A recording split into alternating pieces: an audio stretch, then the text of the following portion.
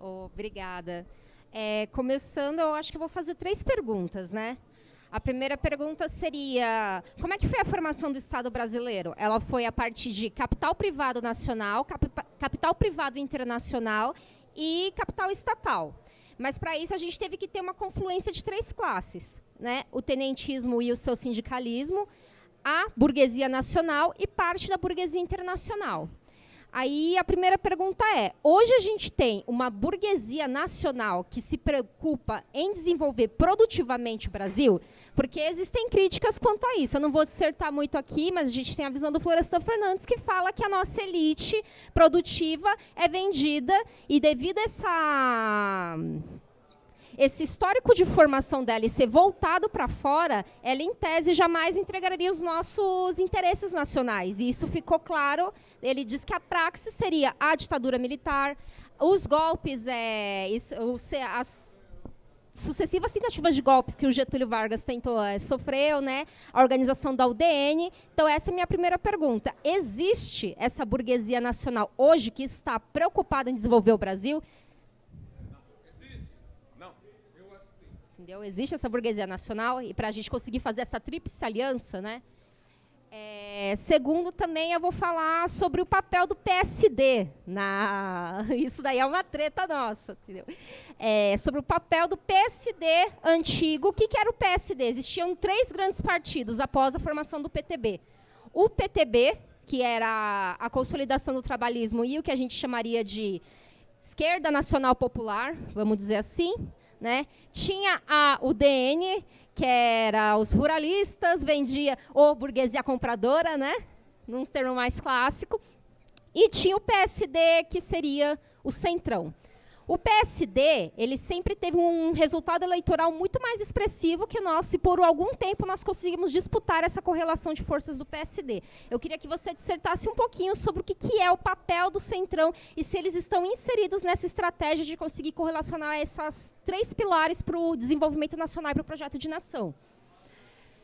Deixa eu ver, tem mais uma também, claro.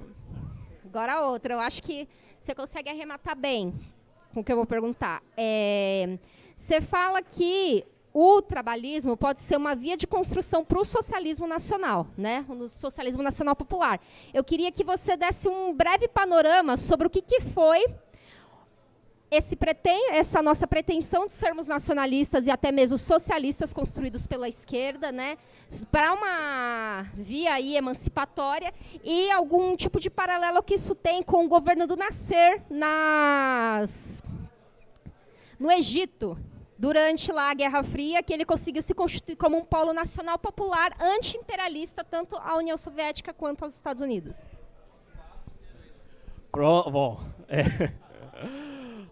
Bom, digamos assim, com a sua terceira pergunta, você meio que já... Com a sua terceira pergunta, você já meio que encaminhou a minha resposta, por assim dizer.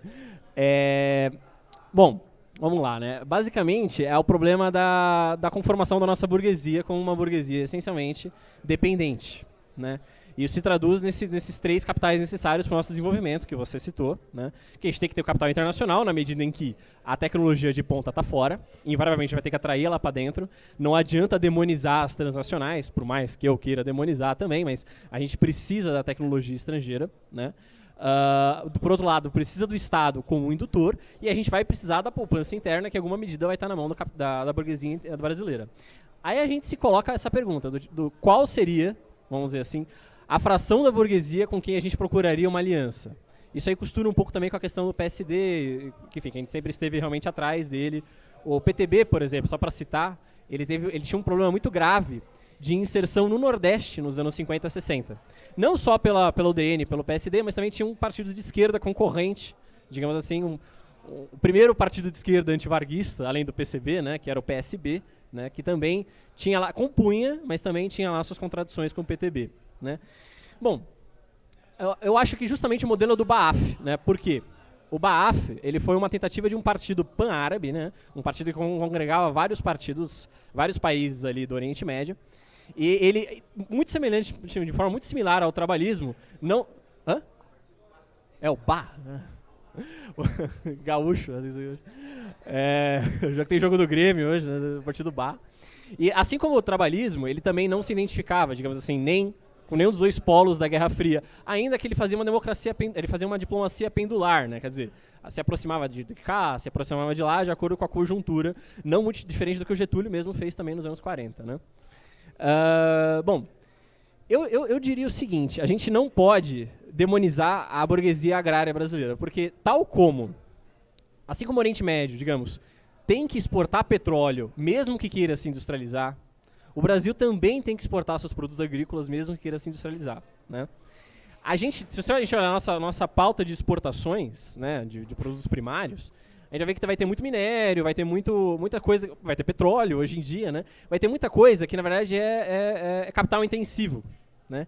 Que tem, em grande medida, tem uma demanda de tecnologia muito grande e de concentração de meios de produção em espaços pequenos. Então, pensa na Vale do Rio Doce, por exemplo, né? Ela não é um trabalho como num garimpeiro ali durante o período do ouro em Minas Gerais, né? Ele é, na verdade, grandes máquinas, ele depende de um capital extremamente tecnológico. A mesma coisa a produção agrícola atual. Na verdade, a agricultura brasileira, cada vez mais, sobretudo aquela que é voltada para a exportação, ela demanda mais tecnologia na forma de tecnologia, enfim, biológica, na forma de trator, na forma de infraestrutura, do que trabalho intensivo, não precisa de tanto trabalho. Então, na verdade, também é um projeto nacional de desenvolvimento internalizar a tecnologia de produção agrária para o país. Inclusive, se a gente parar para pensar as consequências nefastas, sei lá, de um acordo com a União Europeia, seria você quebrar também essa tecnologia mais importante para o setor agrário no país. Então, eu diria assim, a conjuntura dos anos 60, ela pode ser buscada para fazer paralelos com a conjuntura atual, mas com limites, né?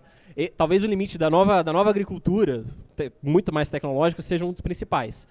E, enfim, a gente não pode trabalhar aqui a questão do dualismo, né? Mas... quer dizer, dentro do país você vai ter São Paulo, na verdade, que tem mais tecnologia e está mais próxima, digamos assim, do capital financeiro internacional e tem mais desenvolvimento, enfim, também nas relações sociais, no trabalho, etc.